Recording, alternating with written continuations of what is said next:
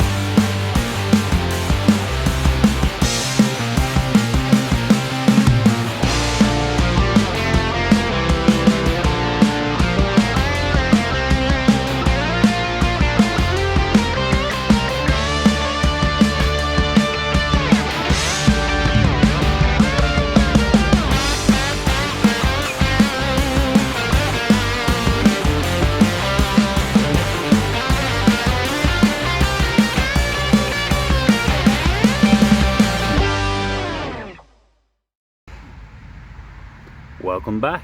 So, let's go look at the car. So here she is here. She has the bonnet sticking up in the air, so we can go look at the engine bay to see what she looks like. So, there it is. What have I left? I've put the electric fuel pump in. That was quite the job to put in. It wasn't straightforward. I had to actually wire in an extra relay, so put a whole new relay in just for that. So that took a bit of wiring to go around. The triple carbs are in. She does start and run, but again, she's not 100% because I don't have the tool to balance them because there is a narrow spot. I'm waiting on the shroud. The shroud is on its way. That's why that's sitting looking like that.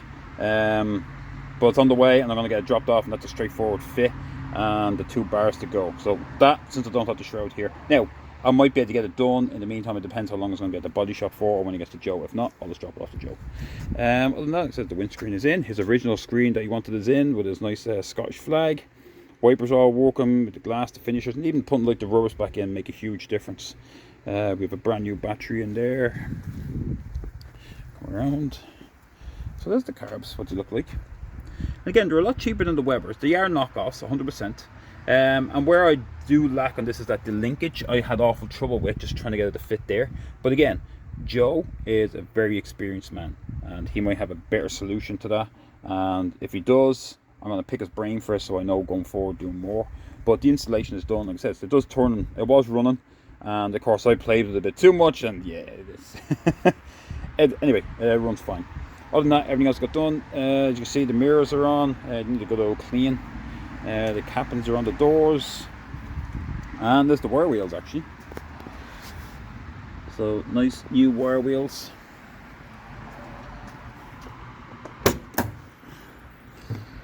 In the boot here, we have the boot cover. We have a spare wire wheel because it's just missing a wheel for it. Brand new carpet and brush and all that. But again, it looks so clean in there. I don't think he wants to even keep a spare wheel. As you can see, this is with the top up. So let me stand back a bit and you'll see. It is interesting. It is a little interesting. And the inside, let's see how she finished out. So again, like I was saying in the previous video, the finishing the doors, it is very nice. Don't get me wrong. Now that the top is up, the more I look at it, it is very nice. It was just an unusual colour to me, so I found it hard for my eyes to first accept it. We have our steering wheel on. Again, the alignment has to be done, so that all has to be fixed up. All the gauges, the floor mats are all done. It's hard to see with the door open. Our LED light underneath here, so it's hard to see. Center console, again, not much use of it. It's just basically a giant cup holder, if you ask me. And that's it. And there's Maple Leafs thing. So all the rest gone in. We got the sun visors in. Again, all leather wrapped. All done by John Skinner in the UK. Done a great job. Amazing quality, I'll give it that. You pay the extra, but it's amazing quality. Obviously, just had to get them fitted. That's it. Choo-choo train going along again. But yeah, so I ran around it and done all the final check. So all our electronics work. And if you haven't seen it, if I haven't showed you actually, I don't think I did. It was the we put dampers in the bonnet. So now close it. So let's look back with it closed. So there she is. She looks very well indeed. Credit on you, Doug. You picked a nice colour to go with it. I mean, it needs a wash, but beautiful looking car. Anyway, let's go back to the bonnet again. Oh, I'll get my hand in here to open it. Pop. It's always easier when the piece of carpet is not in there.